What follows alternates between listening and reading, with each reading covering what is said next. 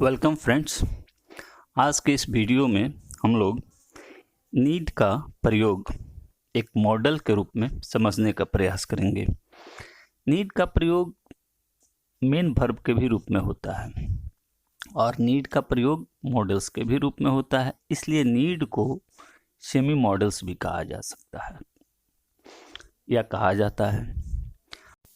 आज हम लोग नीड का प्रयोग मॉडल्स के रूप में समझने का प्रयास करेंगे।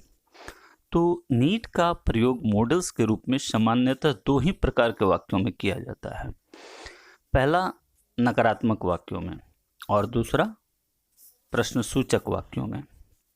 तो पहला हम लोग नीड पर आधारित जो नकारात्मक वाक्य बनेंगे उसका स्ट्रक्चर लेते हैं।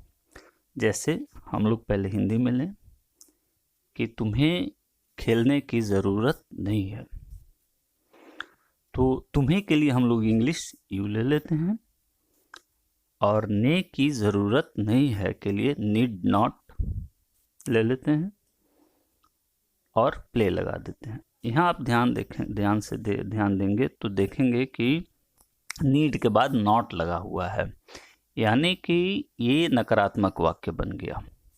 इसी तरह से जहाँ कहीं भी आप नीड नॉट या नीड के साथ कोई नकारात्मक एडवर्ब जैसे हार्डली, स्कैर्सली इस तरह के शब्द का इस्तेमाल होता है तो उसे हम लोग नकारात्मक वाक्य कहते हैं।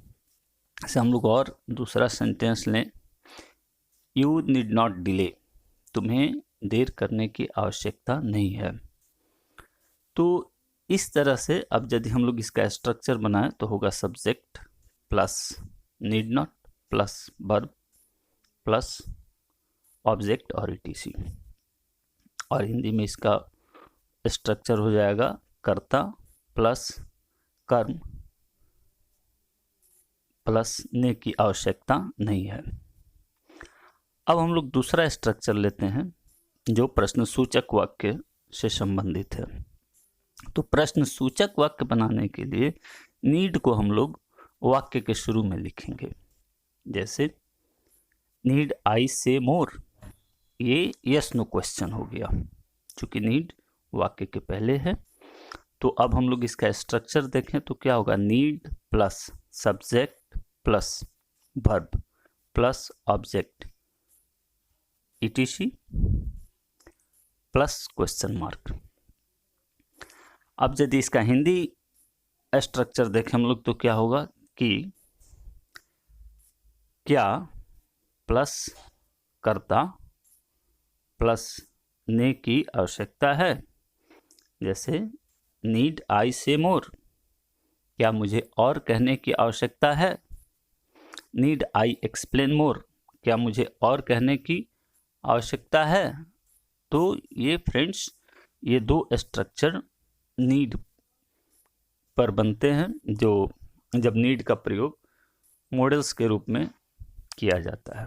और जब नीड का प्रयोग मॉडल्स के रूप में किया जाता है तो ये नकारात्मक तथा प्रश्नसूचक वाक्यों में ही किया जाता है। और अब हम लोग हमेशा की तरह दो शब्द लेते हैं। आज का हमारा पहला शब्द है अब्यूज। अब्यूज का अर्थ नाउन के रूप में गाली होता है तथा क्रिया के रूप में गाली देना। जैसे हम लोग एक वाक्य लें, यू नीड नॉट अब्यूज, तुम्हें गाली देने की आवश्यकता नहीं है। तथा दूसरा शब्द अब हम लोग लेते हैं अवॉइड। इसका अर्थ होता है से बचना, से दूर रहना।